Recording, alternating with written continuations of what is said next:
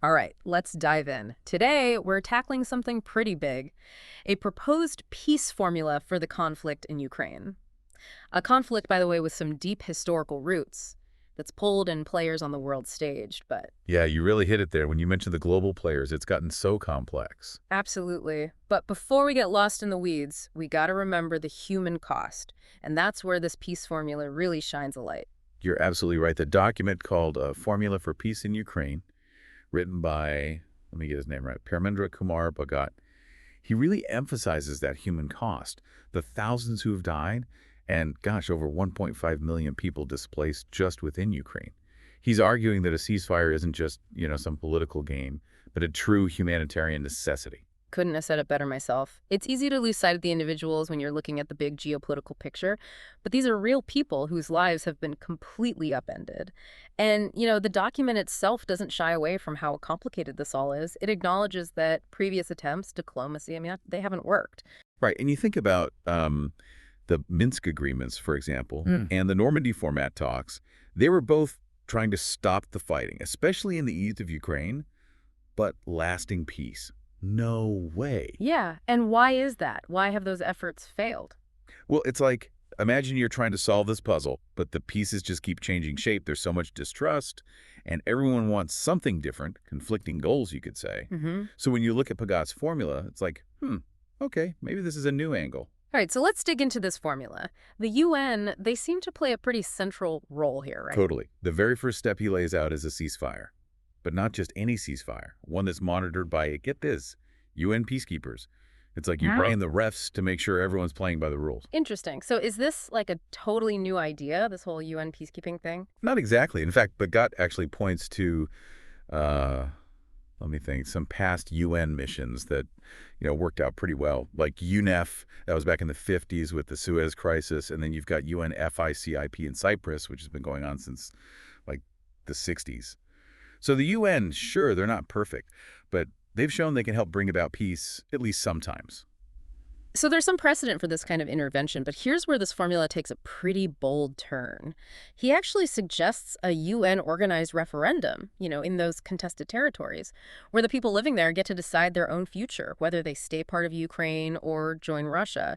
Talk about putting democracy into action. It is. It is. And this is where, we bump into the whole idea of self-determination. It's like this big principle in international law, this idea that people should get to choose their own political destiny. Sounds good in theory, but how does that work in practice? Well, it's not always straightforward, right? You have to consider, like, a country's territorial integrity, too.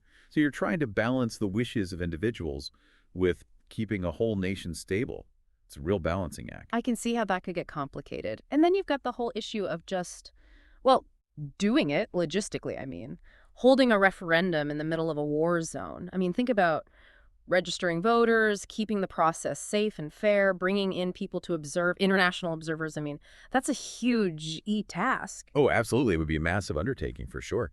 And then we can't forget about the possible outcomes, right? What if those territories vote to stay with Ukraine? What if they choose Russia? What if it's like a really close call, a split decision? Each outcome has these enormous implications, not just for the region, but potentially for the whole world. It's like a chain reaction, one choice leading to another. It's pretty mind-boggling to consider all the potential consequences. And the document doesn't stop there. It goes deep into the idea of demilitarization, but it's not just about pulling troops back, right? Right, it's bigger than that. Bagat's idea is much more broad. It's about complete disarmament, like getting rid of all the weapons and helping those former soldiers get back into regular life. And even, this is interesting, he even talks about providing psychological support to deal with the trauma of war. It's a long game, focused on rebuilding trust and really healing the wounds of this conflict. Yeah, that's really interesting. It sounds like he's looking at how to prevent the conflict from flaring up again, not just stopping the immediate fighting. But what about those challenges of reintegrating soldiers, especially those who've seen the horrors of war firsthand? That can't be easy, can it? You're right to bring that up. It's a huge, huge undertaking. We can look at other places where conflicts have ended, Rwanda, Bosnia, for example, and those reintegration efforts, they've run into some serious roadblocks. There's always the possibility of violence erupting again and finding jobs that can be really tough for these folks. And the psychological scars, they can last a long time, even after the fighting has stopped. So it's not just a matter of handing someone civilian clothes and saying, okay, you're back to normal life now. It's much deeper than that. Exactly. That's where those support systems, those psychological support systems, are so important. It's about recognizing those invisible wounds that war leaves behind. Makes sense. And it sounds like to make this work, it would require, well, quite a commitment from the international community, providing resources, expertise. Ukraine can't do this alone. Right. You nailed it. The success of this whole peace formula hinges on global cooperation. Yeah. Everyone needs to step up and do their part. So it's like a giant puzzle, right? All these interconnected pieces that need to fit together just right. That's a great way to put it. And there's one more piece we have to talk about: leadership. Strong, committed leadership from everyone involved. That's where Bhagat really hammers his point home. He's basically saying, leaders, you need to make this happen. Not just talk about it, actually do it. Exactly. And that's where international guarantees come in. Think of them as safeguards, like insurance policies, to make sure those promises aren't just empty words. We're talking about ways to monitor what's happening, legal frameworks, even potential consequences, sanctions if those commitments are broken. It's about accountability. So it's almost like a contract. Everyone's signing on the dotted line saying, I'm in this, I'll do my part. Yeah, exactly. A contract for peace. And those guarantees become even more important when we consider the history behind this whole conflict. And you're talking about, well, let's just say it, NATO. You can't really discuss this conflict without addressing the role it plays. Nope, you can't. NATO expanding eastward. That's been a major point of contention with Russia. They see it as a direct threat, like someone's encroaching on their territory. And then you've got Ukraine wanting the protection that NATO offers. It's a classic security dilemma. One side tries to feel safer, but it makes the other side feel threatened, and it just keeps escalating. So everyone feels threatened, and those feelings just feed the conflict even more. It's a vicious cycle. Unfortunately, yeah, that's exactly what it is. And that brings us to probably the most controversial aspect of Bhagat's formula. Oh, yeah, let's talk about that. He suggests Ukraine makes a promise, a commitment to not join NATO. Wow, I mean, that's a big one. It could potentially ease some of Russia's worries, but some people are going to ask, does it leave Ukraine vulnerable? Is there enough protection without NATO? That's the million-dollar question, isn't it? Yeah. It's a trade-off, for sure. And it raises even more questions. What would those alternative security arrangements even look like? Could they offer Ukraine the same level of protection that NATO does? And would Russia actually back down, really de-escalate, if Ukraine made this concession? Those are some really tough questions. I have a feeling they're going to be central to any serious discussion about whether this peace formula can actually work. Absolutely. And we can't forget this formula, while it's pretty comprehensive, it's not a magic wand. It's more like a starting point, a framework to get the conversation going. The real work, the heavy lifting that comes in those finer details, those tough conversations and compromises that are going to be needed to move from a plan on paper to a lasting peace. That's where it gets really challenging. It feels like we've only just scratched the surface of a very complex issue. You could say that again. But even scratching the surface, we're seeing these layers of history, politics, and real human stories. That's what makes this peace formula so fascinating. It's a bold attempt to deal with not just the fighting itself, but the things that caused the conflict in the first place, the root causes. It's ambitious, to say the least. So it's not just about ending a war in Ukraine, but about figuring out a way to prevent future wars. Exactly. And that's what we'll explore further as we keep diving into this fascinating and potentially groundbreaking peace formula. As we keep digging into this, it really makes you wonder if we could take what we've learned here and apply it to other conflicts, conflicts all over the world. Bhagat, he actually makes that argument that Ukraine could, be this model for global peace building. That's a big claim. But is it too much? Think about it. Are there really universal principles that work everywhere, no matter what the conflict is? Well, that's the big question, isn't it? The formula itself, it stresses that you have to adapt because each conflict is unique, right? It has its own DNA. But the basic elements, things like, okay, we need a ceasefire, we need to demilitarize, we need to figure out what caused this mess in the first place. Those might be applicable in all sorts of situations. Okay, I see what you're saying, but let's play devil's advocate here just for a minute.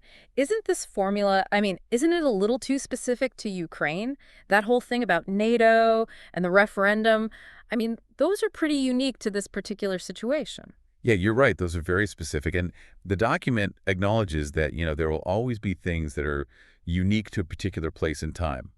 But But it's also pushing us to think differently, to move away from those quick fixes, the Band-Aids, and start thinking about peace building as a long-term project, something that takes time and real effort. So instead of just putting out fires, we need to figure out why they keep starting in the first place. We need to get at those root causes like poverty, inequality, all the things that can fuel conflict. That's exactly it. And that's one of the things that I find really interesting about this formula. It goes beyond just stopping the fighting. It's about dealing with the trauma, the divisions that conflict creates in society. It's like you said before, it's not just treating the symptoms, you've got to heal the wound itself. And I remember reading about the reintegration of ex-combatants and providing that psychological support. It just highlights how crucial it is to have healing, real healing, both for individuals and for the community as a whole. Absolutely. It's something that traditional peacekeeping efforts often overlook. This formula puts people at the center. It recognizes that peace isn't just about lines on a map. It's about creating a society that's fair, a society where everyone has a chance to thrive, to make a good life for themselves. I like that. It's a powerful idea. But let's be honest, it's a lot easier said than done, isn't it? We're talking about changing deeply ingrained attitudes and behaviors, things that have been around for generations. You're not wrong. And the document, it's very honest about the difficulties involved. It emphasizes how crucial it is to have leaders who are committed, who are in it for the long haul. And it talks about international cooperation and this willingness to learn as we go, to adapt to new challenges as they come up. It's a marathon, not a sprint, right? There are going to be obstacles, things will go wrong. But what the document argues is that the potential rewards, things like lasting peace, stability, a chance for Ukraine to really rebuild, those things make it worth the effort. And it goes beyond Ukraine. If this formula, if it can achieve even a little bit of success in a place like Ukraine with all its complexities and challenges, then it could teach us some valuable lessons that we can use in other conflicts in other parts of the world. It reminds us that even when things look really dark, even when it feels hopeless, the pursuit of peace, it's always worth it. That's a good point. Okay, let's shift gears a little bit. I want to talk about the UN, their role in all of this. Vagat seems to see them as, I don't know, a pretty important player, right? Oh, yeah, he does. For Vagat, the UN is essential to making this whole thing work. I mean, Yeah. everything from monitoring that ceasefire to organizing the referendum to those security guarantees we talked about, they're the ones at the heart of it all. And it's not just about, soldiers on the ground. He also talks about the UN's role in facilitating those political discussions, helping people reconcile with each other, and of course, providing humanitarian assistance. Right, right. It's about recognizing that peacekeeping is not just a military operation.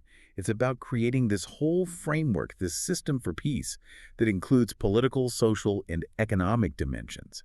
It's got to be comprehensive. Okay, but I have to bring this up. I mean, we can't ignore the UN's past, right? Rwanda, Srebrenica, they haven't always been successful, so can we really trust them to pull this off? You bring up a really, really valid point. The UN has had its share of failures, and the document acknowledges that. But what it argues is that they've learned from those mistakes, that they're constantly trying to improve, to become more effective, more accountable. So it's like giving them another chance, a chance to prove that they can be that force for good in the world. Maybe this formula, maybe it could be the thing that helps them do that. It's definitely a possibility. But it depends on a few things. You need strong leadership within the UN, people who are committed to making real changes. And they have to be willing to work together with everyone, including the local communities. And speaking of local communities, the document really emphasizes their role in peace building, right? It's not just about some solution imposed from the outside. You got it. Fagat argues that for peace to last, it has to come from within, from the people who live there. He talks about involving those communities in the referendum process, supporting their efforts at reconciliation, and empowering local leaders to be those agents of change, the people who make things happen on the ground. It takes a village, right? You can't just force peace on people. It has to grow organically from the ground up. Precisely. And that means really listening to the people who've been most affected by the conflict, understanding what they need, what their concerns are, and giving them a real say in shaping their own future. This has been incredibly thought-provoking. As we wrap up this part of our deep dive, what are your main takeaways? What gives you the most hope about this peace formula? For me, it's that emphasis on a holistic approach. The idea that it's not just about stopping the fighting, but it's about those root causes, rebuilding trust and creating a society that's more just, more equitable. It's about seeing the bigger picture.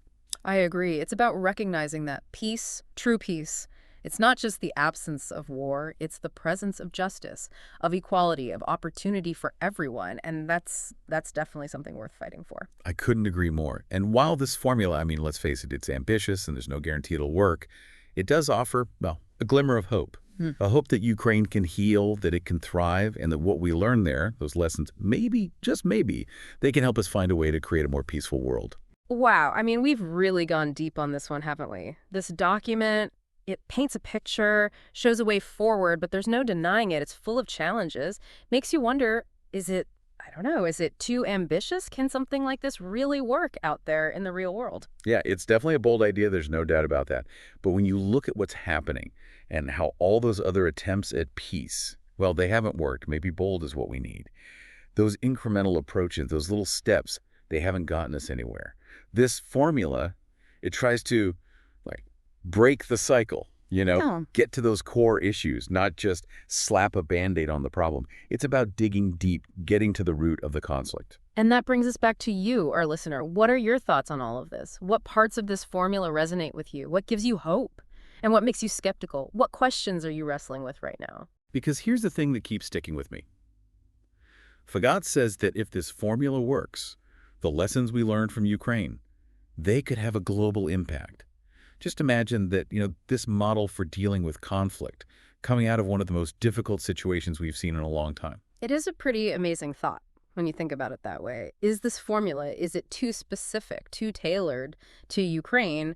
Or could we, I don't know, could we adapt it, use it as a blueprint for other conflicts around the world? Could we see like a ripple effect, a wave of peace spreading outward? We've seen how much damage conflict causes all over the planet. What if there are those core principles, like the ones we've been talking about, that could help us stop violence before it starts? What if this could lead us to a more peaceful world? Those are big questions, questions we're thinking about for sure. Maybe this deep dive, maybe it's not just about Ukraine, maybe it's about changing the way we think about how to resolve conflicts, period. It's definitely given me a lot to think about. Me too, me too. And I hope it's done the same for you, our listeners. This peace formula, even if it doesn't work out in the end, it makes us think about the complexities of conflict and wrestle with those possibilities for peace. It reminds us that even in the midst of all the violence, all the division, that pursuit of peace, well, it's a journey worth taking.